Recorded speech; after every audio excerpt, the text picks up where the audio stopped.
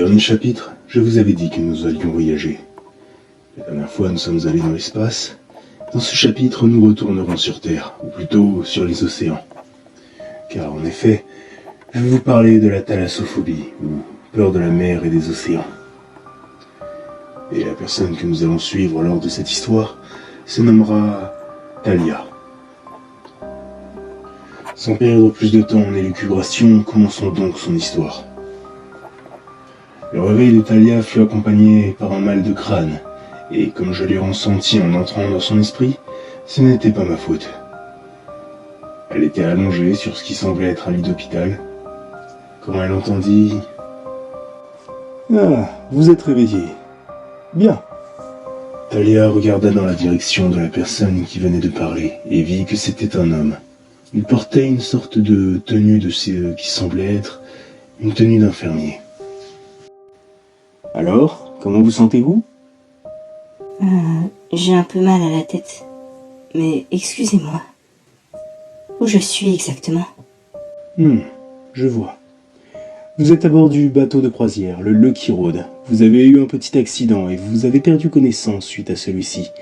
Vous êtes donc dans le centre médical du navire. Et visiblement, vous souffrez d'une perte de mémoire. Je vais donc devoir vous faire quelques tests et exercices pour vérifier si vous allez bien. Un petit accident ? Oui. Vous étiez à côté de la piscine du bateau. Quelqu'un vous aurait bousculé et vous auriez glissé dans la piscine en vous cognant la tête sur le rebord au passage. Le personnel du navire vous a récupéré, sorti de l'eau, et on vous a amené directement au centre médical. Ah, d'accord. Thalia resta quelques heures dans le centre médical à faire des tests et des exercices, avec le constat du médecin de bord qu'elle ne courait aucun danger, qu'elle aurait besoin de repos et de temps, et que le lendemain, elle pourrait sortir du centre et retourner à sa croisière. Elle resta donc jusqu'au lendemain à se reposer dans le centre médical avec tout un tas de questions en tête. Et le lendemain matin, quand le médecin de bord lui donna l'autorisation, elle put enfin sortir du centre médical. Elle put donc vagabonder ici et là sur le bateau, mais à chaque fois qu'elle s'approchait un tant soit peu de la piscine sur le bateau ou qu'elle regardait l'océan, les battements de son cœur s'accéléraient et elle était prise de vertige et de sueur froide. Et elle avait l'impression qu'elle avait du mal à respirer, comme si elle se noyait rien qu'à voir l'eau. Finalement, après avoir regagné sa cabine avec les indications du personnel de bord, elle resta tout le reste de la journée à l'intérieur de celle-ci à essayer de se reposer, en se disant que cette croisière allait être un véritable calvaire si elle ne pouvait même plus sortir de sa cabine. Une nouvelle nuit passa, et vu que ça faisait 2 jours qu'elle n'avait pas pris de douche, elle décida d'en prendre une. Mais dès qu'elle alluma l'eau et que celle-ci toucha son visage, elle eut à nouveau du mal à respirer, et elle s'écroula dans la douche, en essayant de s'extirper de celle-ci.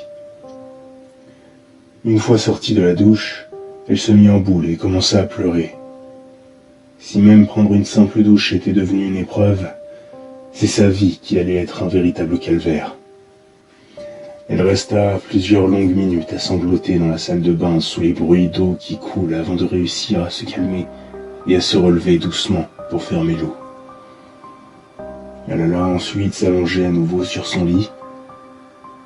Elle était complètement déprimée. Son accident l'avait visiblement bien affectée, et tout contact visuel ou physique avec de l'eau, sauf pour la boire, lui provoquait des crises. Comment allait-elle vivre ainsi ? Elle ferma alors les yeux et se mit à dormir. Durant la nuit, quelque chose la réveilla. Le bateau semblait s'agiter et des cris se faisaient entendre en dehors de la chambre. Elle s'habilla en vitesse alors que le bateau tanguait de gauche à droite et sortit pour voir ce qui se passait. Les gens couraient dans tous les sens en criant et paniquant. Thalia essaya de demander ce qui se passait, mais sans réponse, quand soudain elle se sentit emportée dans le torrent de personnes qui se précipitaient en direction de l'extérieur. Et alors que, durant les premières secondes, elle essayait de sortir de là, finalement elle l'abandonna vite en voyant que c'était une perte de temps et que les gens l'emportaient dans leur avancée. Elle finit alors au bout d'un moment sur le pont du bateau. La mer semblait déchaînée. De grosses vagues venaient frapper violemment le navire qui ballottait de gauche à droite. Ça devait être une tempête, et visiblement, le personnel du navire était en train d'évacuer les passagers sur les canots de sauvetage. La situation devait être grave, et sans vraiment réfléchir, Talia a suivi le mouvement de foule et se précipita elle aussi pour avoir une embarcation.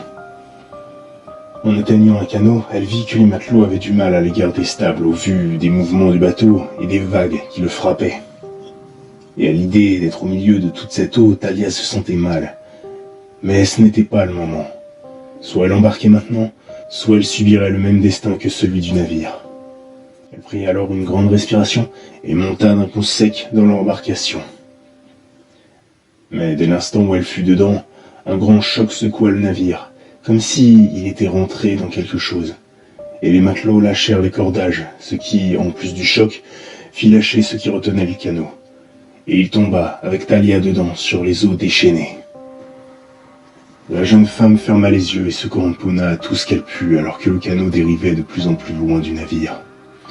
Et finalement, au bout de quelques petites minutes, le canot arrêta de tanguer. Talia rouvrit les yeux et regarda autour d'elle. Au loin, elle voyait le bateau de croisière, encore entouré d'une mer qui l'attaquait sauvagement. Et c'est là que notre chère Talia prit conscience de quelque chose. La mer autour d'elle semblait plus calme qu'autour du navire, et surtout, il n'y avait aucune tempête. C'est comme si l'océan attaquait lui-même le navire. Et alors que Talia était plongée dans ses pensées, un grand bruit de fracas vint la sortir de ses songes. Ça venait du bateau. La coque s'était déformée de façon étrange, comme si quelque chose était rentré dans la coque. Et quelques secondes après, le navire se mit à couler. Talia n'en croyait pas ses yeux. C'était en même temps impressionnant et terrifiant. Qu'est-ce qui avait bien pu se passer? Et alors que le navire disparaissait dans les eaux sombres de la nuit, le calme revint peu à peu. Mais ce n'était pas un calme rassurant. C'était plutôt un calme froid et inquiétant. Après tout, Talia était seule, au milieu de nulle part, entourée d'une mer obscure dont on ne discernait même pas l'horizon. Seule la lumière de la lune l'éclairait un tant soit peu. Puis elle entendit quelque chose, des bruits au loin. En y regardant de plus près, des gens avaient réussi à quitter le navire et avaient eux aussi embarqué sur des canaux qui formaient comme de très légères sources de lumière au loin. Mais c'était étrange. On aurait dit que les bruits ressemblaient à des cris, et les sources de lumière disparaissaient une à une. Que se passe-t-il encore, pensa Talia. Finalement, les lumières des embarcations finirent toutes par s'éteindre, en même temps que les cris, et le sombre calme revint. Talia se sentait de plus en plus mal. La nuit, ce calme terrifiant simplement brisé par le bruit des vagues autour d'elle, le fait de savoir qu'elle était entourée des eaux les plus profondes de la terre, ce qui était arrivé au bateau et au canot, elle commençait à avoir une crise, mais essayait de garder son calme malgré tout. Et au bout de quelques minutes, le canot fit un mouvement brusque sur le côté, puis un autre, et l'eau tout autour du canot commençait à remuer de manière étrange. Talia essaya tant bien que mal de se calmer et d'observer ce qui se passait, et il y avait quelque chose qui tournait autour du canot, et la chose devait être énorme au vu des vagues que ça formait dans son sillage. Puis, plus rien. À nouveau ce calme pesant, puis un bruit venant de derrière, un fort bruit d'eau qui coule. Talia regarda derrière elle, et même si elle avait du mal à voir, c'était gigantesque. Une énorme chose avait émergé de l'eau. Puis quelque chose résonna au fond de la jeune femme, comme un cri, un instinct qui lui hurlait de sauter du canot. Ce qu'elle fit sans réfléchir, alors que la chose venait de s'écraser sur l'embarcation qui ne fit pas long feu. Talia se retrouva alors au beau milieu de l'océan, paniqué, a essayé de nager. Mais sa respiration était lourde, et la panique accumulée de ce qui lui arrivait et de sa crise ne l'aidait pas à nager correctement. Et au bout d'un moment, elle sentit quelque chose l'attraper et la tirer dans l'eau. Elle s'enfonçait de plus en plus dans les abysses, à mesure que la chose l'écrasait dans son étreinte qui enroulait presque tout son corps. L'air s'échappait de ses poumons et sa conscience s'évanouissait peu à peu, jusqu'à s'éteindre. Au moins, j'ai pu faire du bateau pour récupérer le corps. Elle flottait à la surface de l'eau quand je l'ai récupérée. Et en soi, je comprends cette peur. Les fonds marins peuvent être bien mystérieux et recèlent sûrement bien des dangers. Aussi, ce n'est jamais agréable la sensation de noyade. Et ça doit marquer quand on le vit et qu'on en survit. Et donc, le prochain voyage se passera dans la phobie en U. Je n'aurai qu'une chose à dire. Attachez vos ceintures.